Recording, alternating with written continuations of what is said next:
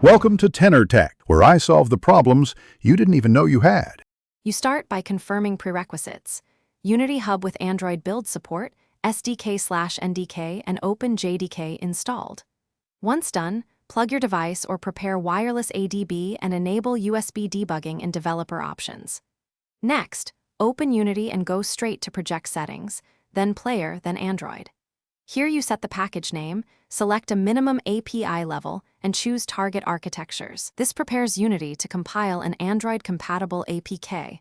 Now you continue by opening File, Build Settings, and switching the active platform to Android. This can take a few minutes.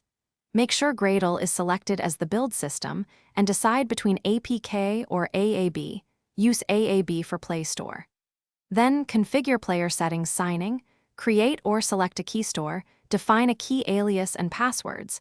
This is required for release builds. Also verify scenes in the build list, and any platform-specific plugins are compatible.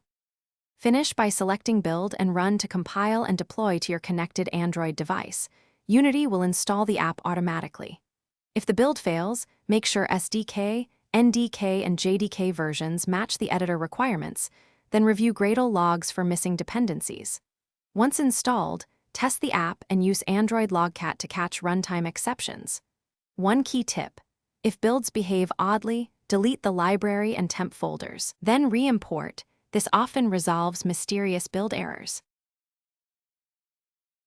Thanks for watching. Subscribe to keep your life in tune.